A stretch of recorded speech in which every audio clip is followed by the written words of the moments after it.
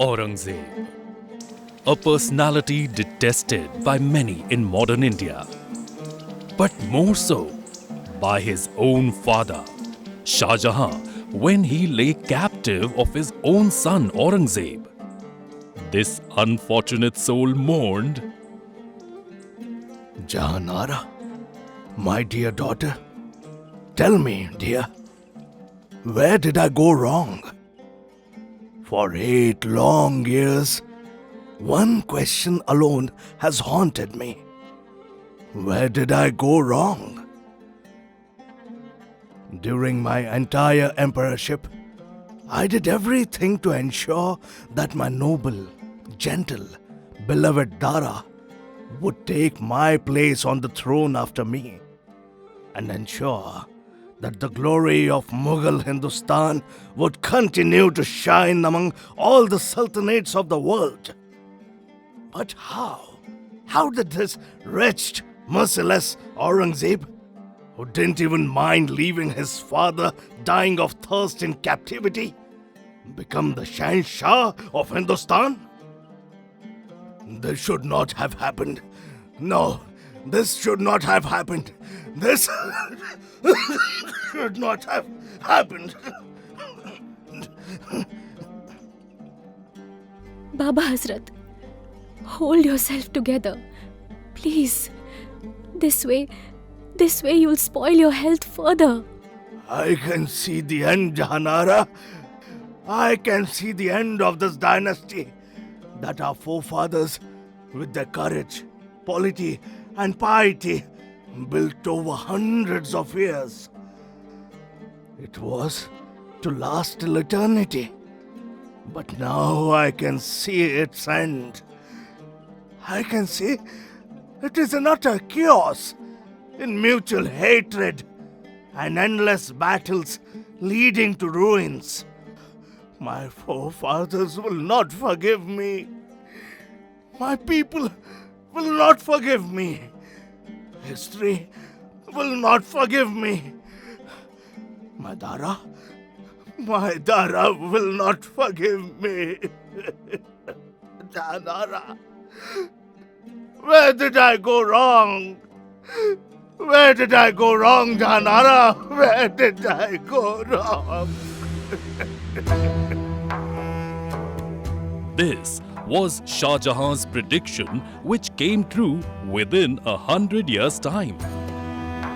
His son and successor, Aurangzeb, as Jawaharlal Nehru would put it, ended up destroying the Mughal Empire.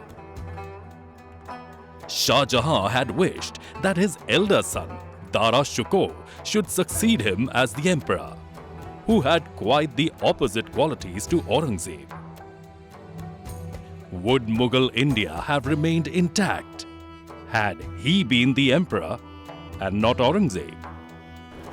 A renowned playwright famously said that seeds of partition were sown when Aurangzeb triumphed over his brother Dara Shukoh. If that's true, then would that darkest hour in the history of the subcontinent have been avoided? In this segment, we will dig deep into the story of Aurangzeb and Dara Shukoh in the search of the answers to these riveting questions.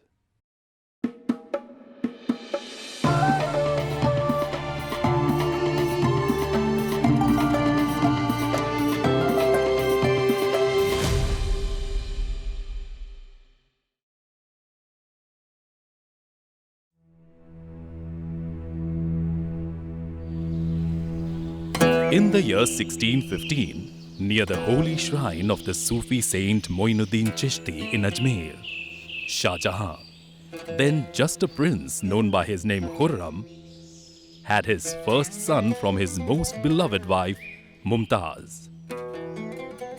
Jahangir, the emperor of Mughal India at the time, named the boy Dara Shukoh. 3 years later, on the way to the capital from a military campaign in Deccan, Khurram and Mumtaz gave birth to Aurangzeb. place and circumstances of the birth of these two princes, as fate would have it, dominated their personalities as they grew up. Dara and Aurangzeb were brought up along with their two sisters and two more brothers. The princes received a classic royal education that began with the study of Islamic religious texts and of classics by great Persian poets and scholars. Dara turned out to be an astute learner of poetry and literature. The Persian classics of his time captivated him. He was also deeply interested in Mahabharata and Ramayana, which his great-grandfather Akbar had recommended to include in the prince's education. Aurangzeb, on the other hand, had thoroughly mastered the Quran and the sayings of Muhammad. He also found solace in copying the Quran in his calligraphy.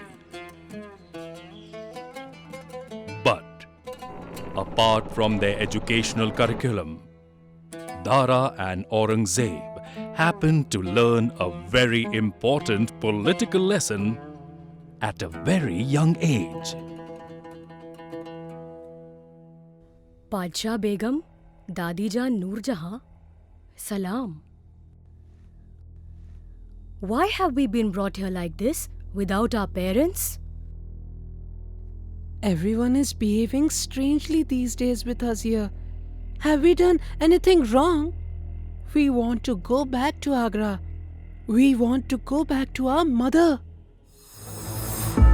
No, it's not you, my children. You haven't done anything wrong. But your father, yes, he has done something very, very wrong.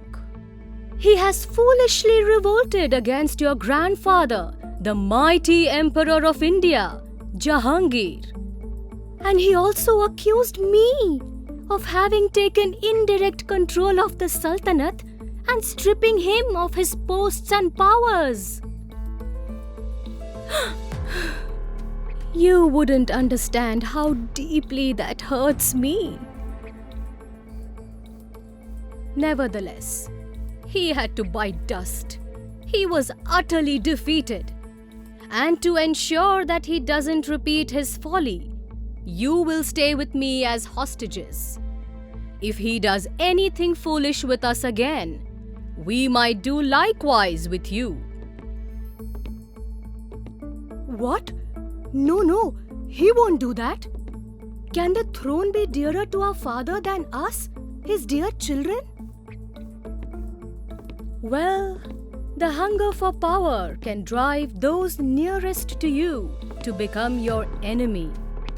And a son rebelling against his father or a brother against another is not new to the house of Mughals. Relationships here are more a source of danger than of love, my dear children. So let me give you some advice. Always beware of your loved ones. Noor Jahan herself had become the de facto ruler of Mughal India by leveraging Jahangir's addiction to alcohol and opium and his blind affection for her. A story that deserves a separate video. But what Noor Jahan said then was not a lie. Ever since the Mughal rule began over India, every emperor had to face their father or son or brothers on the battlefield vying for the crown. But for the two young princes, witnessing the power struggle within the Mughal family and being a part of it left an enduring mark on their impressionable minds. And the suspicion of betrayal that crept over them remained throughout their lives.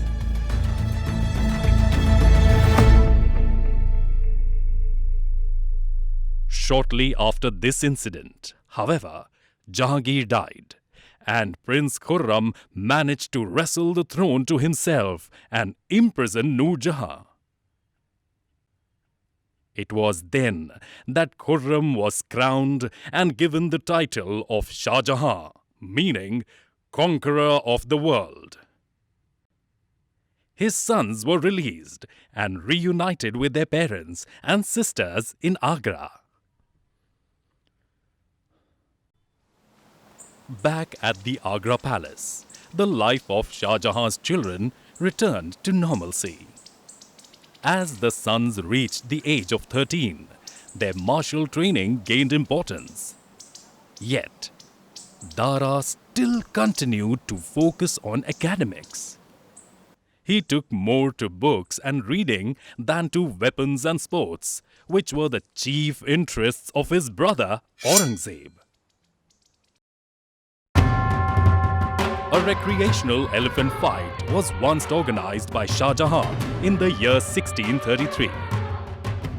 Two elephants were pitted against each other, while the emperor and a few men close to him enjoyed their fight. During this fight, one of the two elephants in the arena suddenly went berserk and headed directly towards Aurangzeb. But Aurangzeb, just 14 then, did not budge nor let his horse turn around. He firmly stood his ground and waited for the raging elephant to get closer, and just when it was close enough, he flung his spear right into the elephant's forehead. This enraged the elephant further, and it tossed the prince off his horse. But before it could do any further harm, his brother Shuja, some noblemen, and the guards present there drew the elephant away and back into the action with the other elephant. Aurangzeb's display of his extraordinary martial skills that day left the entire congregation awestruck and exhilarated.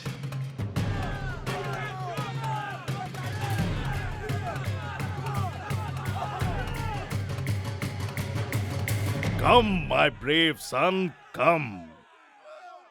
I'm thrilled seeing your unparalleled courage today.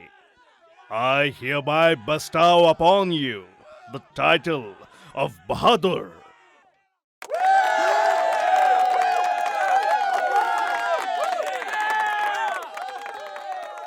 But I must say, your daredevilry could have cost you your life. Father, if the fight had ended fatally for me, it would not have been a matter of shame.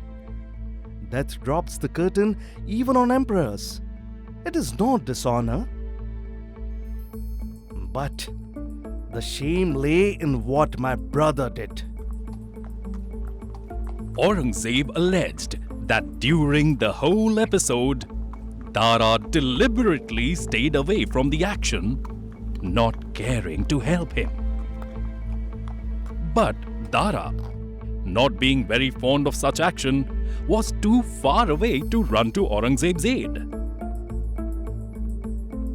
Perhaps it was Aurangzeb's suspicion and mistrust that saw Dara in such an ill light. Or perhaps Dara indeed did not care for Aurangzeb's safety. Whatever may have been the reason, one could see that the mutual suspicion of betrayal between the two princes was only growing as they approached adulthood. But what was to happen when the princes were all grown up and were given armies of their own? In the next part, we shall look at the governorship years of Dara and Aurangzeb and how the relationship between them evolved. This video series is made possible by the efforts of very talented team consisting of researchers, writers, artists, animators, voice actors and more who breathe life into every frame of this work. If you like what we do and believe in our goal of bringing Indian history and literature to light using animations that appeal to modern audiences, please contribute to this project to enable our talented team to complete this series. Please visit our website glimpsesanimations.com to know how you can be a part of it or to get in touch with us. Lastly, please don't forget to like, share and comment. It will help the video reach more people. Thank you for watching this video and see you again very soon in the next one. Namaste.